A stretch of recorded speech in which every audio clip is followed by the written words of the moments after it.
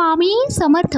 आपल्यापैकी प्रत्येकाची निर्मिती एका उद्देशाने झाली आहे आणि जेव्हा तुम्ही तुमच्या स्वामीला, तुमच्या देवांना हो म्हणता, त्यांनी दिलेल्या जीवनाकडे, आयुष्याकडे तुम्ही नेहमी सकारात्मक दृष्टीने बघता, तेव्हा तुम्ही देवाच्या उद्देशात जगता आणि नेहमी देवाने तुम्हाला जे बनवले तेच बनता.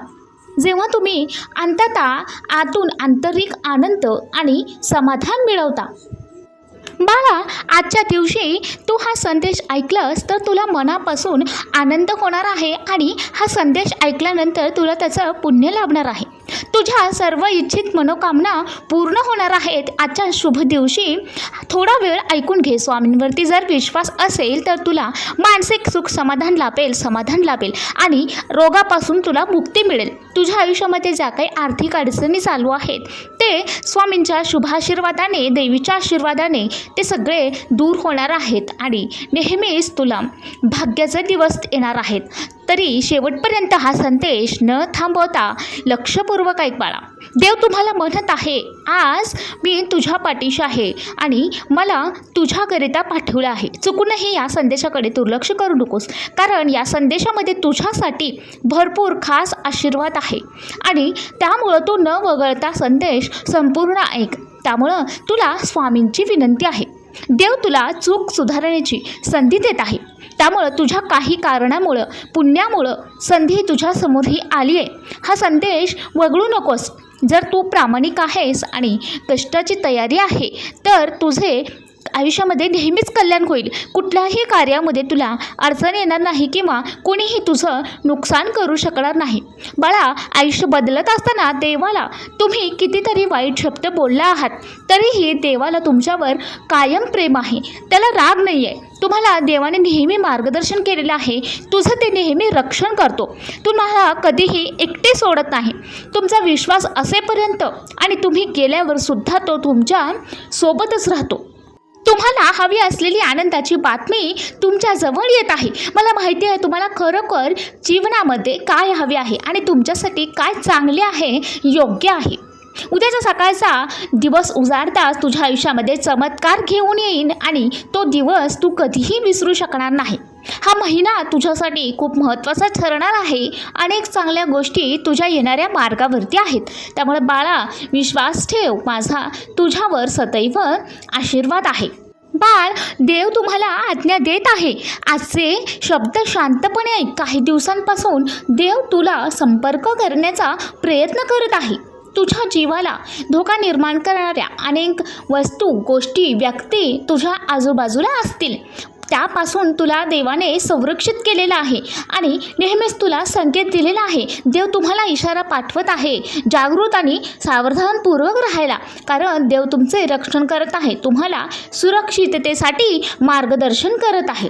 बाळा, येणारी वेळ कशी असेल हे माहिती नाही, पण तू आत्ता जी वेळ जगत आहे, जी परिस्थिती तुझ्या आयुष्यामध्ये आहे त्याला कारणीभूत तू स्वतः आहेस. त्यामुळं वेळेपासून आणि अशा परिस्थितींपासून, अशा लोकांपासून तुला सावध राहायचं आहे, ज्यामुळे तुझं नुकसान होणार नाही. तुझ्या आजूबाजूला असेही लोक आहेत जे स्वतःचा फायदा बघतील आणि तुझं नुकसान करतील.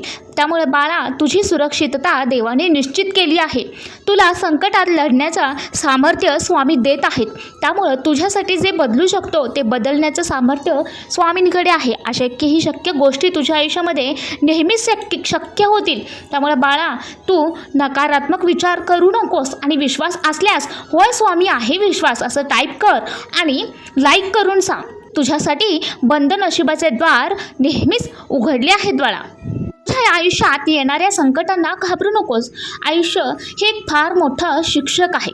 ते तुला यश आणि अपयश दोन्हींचा सामना कसं करायचं हे शिकवते. तुला अपयशापासून शिकायचं आहे आणि तुझ्या यशाची उंची नव्याने गाठायची आहे. नेहमी लक्षात घे बाळा, तुझ्या आयुष्यातला प्रत्येक येणारा नवीन धक्का हा काहीतरी नवीन सुरुवात करण्यासाठी येत असतो. त्यामुळे हार मानू नकोस, चालत राहा. जसं तू अपेक्षा ठेवतोस की इतरांनी तुझं कौतुक करावं आणि तुला किंमत द्यावी, त्याप्रमाणे तू फारसा अपेक्षा न ठेवता स्वतःचं कार्य करत राहा, कारण समोरचा प्रत्येक वेळी तुझी दाद घेईल असेही नाही आहे. त्यामुळं त्यांना जसं वाटेल तसं त्यांनी वागले तरी तू तुझा मनाचा कौल विसरू नको. तुझ्या मनाने जो तुला कौल दिलेला आहे, तुझ्या स्वामींनी तुला जे कौल दिलेला आहे, संकेत दिलेला आहे, जे तुला मार्गदर्शन केलेलं आहे, त्यानुसार तू चालत राहा. कारण सांगणाऱ्या गोष्टी लोक चार तोंडाने सांगतील आणि एकाचे 2 करून सांगतील, लाखाचे 4 करून सांगतील. त्यामुळं तुझ्यामध्ये काही बदल घडून देऊ नकोस. कारण कानाने जे ऐकतो आणि डोळ्याने जे पाहतो ते कधी कधी खरंही नसतं. त्यामुळं बाळा, जोपर्यंत मनाची खात्री होत नाही तोपर्यंत विश्वास न ठेवता स्वतःवरती आत्मविश्वास ठेव, स्वतःवरती विश्वास ठेव आणि स्वामींवरती विश्वास ठेवून तुझं कार्य निरंतर करत राहा. आणि कोणत्याही चुकीच्या मार्गाला जाण्यापूर्वी फक्त एकदा विचार कर की स्वामींनी मला हा मार्ग सांगितला आहे का. मग त्यावेळी तुझे पाय आपोआप माघार घेतील. बाळा, चुकीच्या गोष्टीकडे वळायला वेळ लागत नाही, पण चुकीच्या मार्गावरून चांगल्या मार्गावरती येण्याला फार वेळ लागतो. त्यामुळे बाळा, हा शब्द जरी छोटा असला तरी त्याचं महत्त्व खूप मोठं आहे. जीवनामध्ये जर तुला काही घडवायचं असेल तर बाळा, तुला ह्या गोष्टी नेहमीच लक्षात घ्यायला हवं. कारण आजचा हा संदेश खास तुझ्यासाठी आहे, जो तुझ्यासमोर आला आहे. त्यामुळं या क्षणाला तू विलंब न करता तुझ्या शब्दाला, स्वामींच्या शब्दाला जाग आणि प्रत्येक शब्द, स्वामींचे प्रत्येक शब्द तुझ्या हृदयाला स्पर्श करून घेतील. आणि जर असे असेल तर मला स्वीकार आहे असं स्वामींना तुझी सहमती दर्शव. कारण बाळा,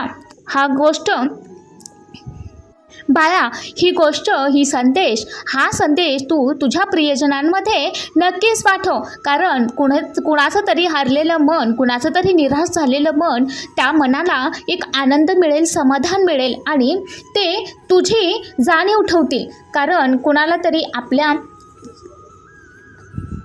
बाळा, नेहमी लक्षात घे, कठीण प्रसंगात ज्यावेळी तू हार मानून माघार घेशील त्यावेळी तुझ्यासमोर असणाऱ्या शत्रूंना, त्या व्यक्तींना तुझ्यावर दया येणार नाही, त्यांना आनंदच वाटणार आहे. कारण तुझा हारलेला चेहरा, निराश झालेला चेहरा पाहून त्यांना नेहमीच आनंद होणार आहे. त्यामुळे अशा परिस्थितीत तुला कधीही खचून न जाता स्वामींवरती विश्वास ठेवायचा आहे आणि स्वतःवरती विश्वास ठेवायचा आहे. जे तू कर्तृत्व करत आहेस, कर्म करत आहेस, तर त्या तुझे जे कष्ट आहेत ते फक्त तुला माहिती आहेत. इतरांना त्याच्याशी काही देणं घेणं नसतं. त्यामुळं फक्त बोलणारे बोलत राहतात. त्यामुळे अशा लोकांकडे दुर्लक्ष करून तू मागे हटायचं नाही आहे. त्यामुळं तेव्हा त्यांना घाबरून जायचं नाही आहे. त्यामुळं कारण जर तुम्ही मागे हटला तर अशा परिस्थितीसमोर तुम्ही हृदयबळ झाला असं तुमचे शत्रू समजतील आणि ते नेहमीच तुम्हाला खाली खेचण्याचा प्रयत्न करतील. देवाचे तुमच्याकडे लक्ष आहे बाळा. त्यामुळं तुमच्याकडे फक्त लक्ष नाही आहे तर तुझी प्रार्थनाही देव ऐकत आहे असं तुला विश्वास नेहमीच वाटायला हवा. तुम्हाला प्रत्येक संकटातून तुझ्या परमेश्वरानं वाचलेलं आहे.